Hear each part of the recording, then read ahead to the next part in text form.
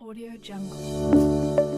Assalamualaikum warahmatullahi wabarakatuh. Perkenalkan, kami dari kelompok 5 kelas A Pendidikan Biologi akan memaparkan sebuah materi mengenai gametogenesis pada tumbuhan. Sebelumnya, berikut anggota dari kelompok kami, yaitu Selisa Fitri, Milanda Kasim, Hijra Dubela, Sarlin Gago, Novi Safitri Lamagida, dan Farijal Rumpalifar. Anda tentu pernah mendengar tentang pembuahan tunggal dan pembuahan ganda. Apa itu pembuahan tunggal dan apa juga pembuahan ganda?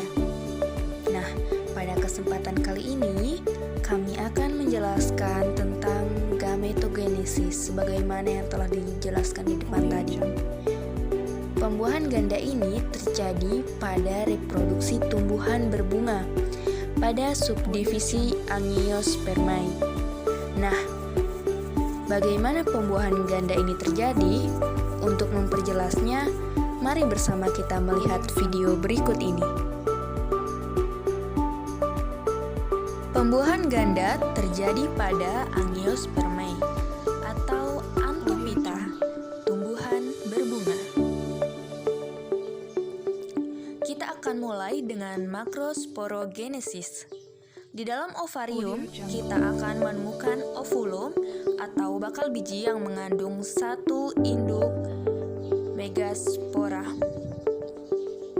yang bersifat diploid.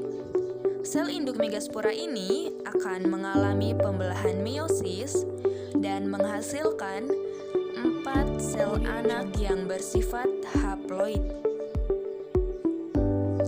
3 sel anak akan mengalami degenerasi, 1 fungsional, kemudian berkembang, inti selnya akan mengalami pembelahan secara berturut-turut sebanyak 3 kali. Nah, kita perhatikan. Pada akhirnya akan menghasilkan 8 inti sel yang haploid.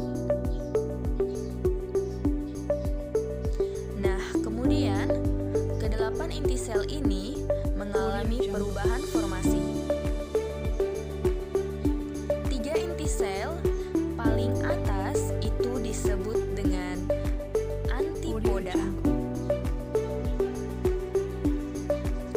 Ya, kita perhatikan.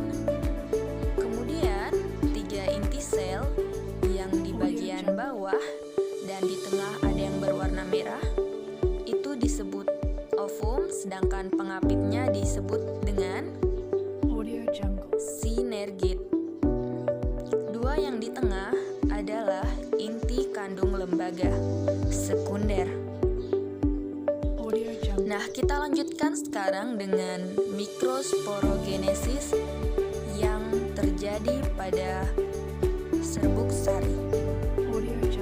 Nah, serbuk sari yang matang itu sudah memiliki 2 inti sel hasil karyogenesis. Yang pertama, inti sel yang putih itu adalah inti vegetatif, sedangkan yang merah adalah inti generatif.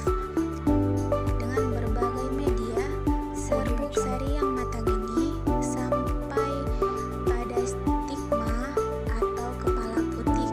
Jika dibantu oleh angin disebut anemogami. Nah, lanjut.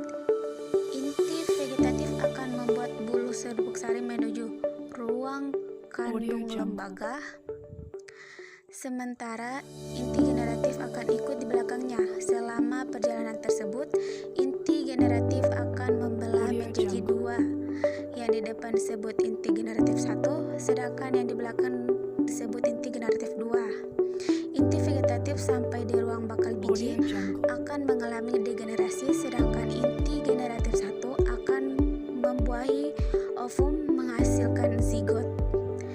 Inti generatif 2 bergabung dengan inti kandung lembaga sekunder menghasilkan endosperma atau cadangan makanan. Nah, cadangan makanan ini akan digunakan oleh embrio untuk bertahan hidup selama belum menemukan tempat yang kondusif untuk bertumbuh atau berkembang. Baik, demikian penjelasan materi dari kelompok kami mengenai pembelahan ganda. Semoga bisa bermanfaat untuk teman-teman sekalian. Terima kasih. Wassalamualaikum.